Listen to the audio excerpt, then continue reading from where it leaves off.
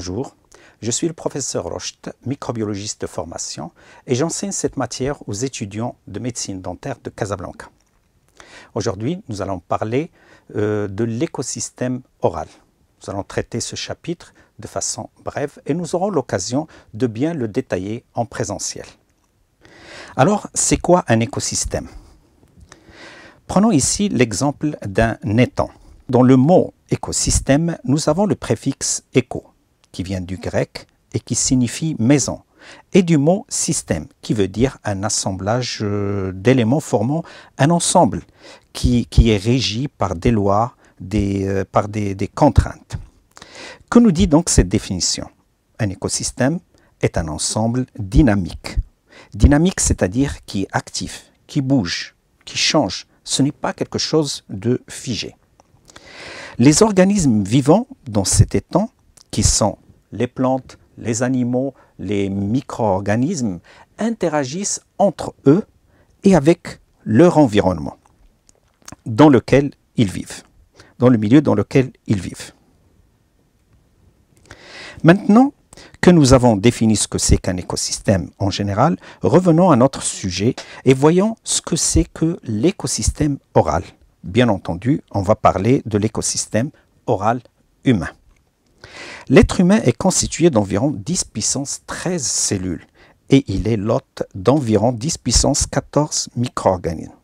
C'est-à-dire que nous hébergeons 10 fois plus de micro-organismes que l'ensemble de toutes les cellules qui composent notre corps. 10 fois plus de bactéries que nos propres cellules. En pourcentage, on est en fait que 10% humains et 90% des colonies bactériennes. La bouche et le côlon sont les parties du corps les plus septiques et les plus chargées en micro-organismes et constituent chacun un écosystème. Ces 10 puissance 14 micro-organismes que nous abritons sont répartis comme ceci. 100 à 1000 bactéries par centimètre carré au niveau des mains.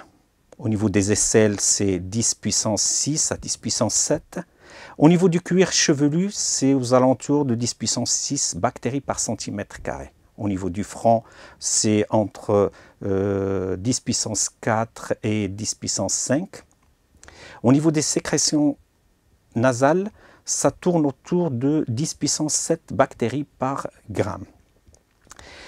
Et les parties les plus septiques, les plus chargées en micro-organismes, sont le tube digestif, les intestins, et la bouche, qui constituent chacun un écosystème, comme on l'a dit.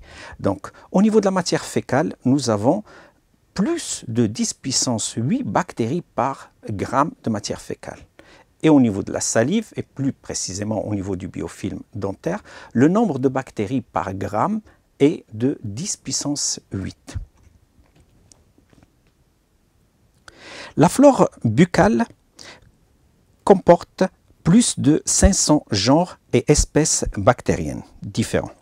Le caractère unique de cette flore est son organisation sous forme de biofilm dentaire, ce qu'on appelle communément plaque dentaire, au sein de laquelle les bactéries établissent des interactions entre elles et avec leur environnement.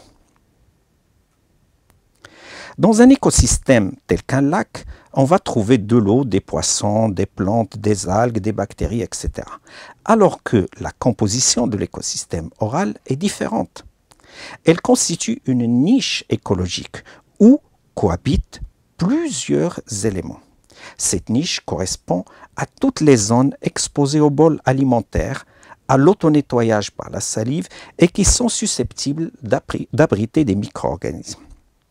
L'écosystème oral est composé de, premièrement, la muqueuse buccale. C'est tout ce que nous avons sur cette image-là en rose, donc, c'est-à-dire les muqueuses jugales, le palais, le plancher, la gencive, la langue, les lèvres, etc. Ensuite, vous avez la salive. C'est le liquide qui baigne la cavité buccale. Elle aide dans la déglutition, pour avaler, la phonation, parler, la digestion, car la digestion commence déjà au niveau de la bouche. Le fluide gingival, qui est un suintement que l'on observe au collet des dents, on le trouve au niveau du sillon gingival.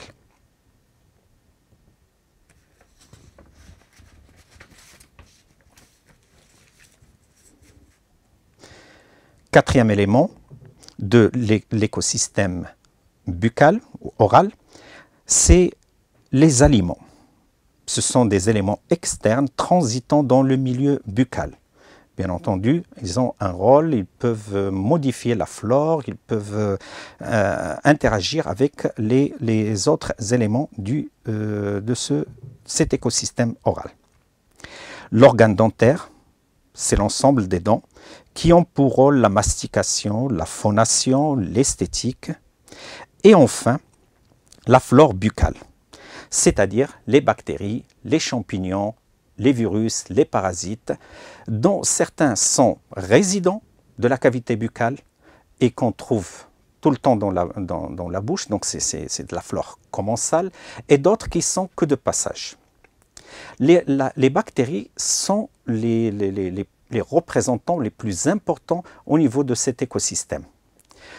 Dans le deuxième chapitre, dans la deuxième vidéo que je vous passerai, nous allons parler de la place des bactéries au sein de cet écosystème. Voilà, c'est tout pour aujourd'hui et à la prochaine. Merci.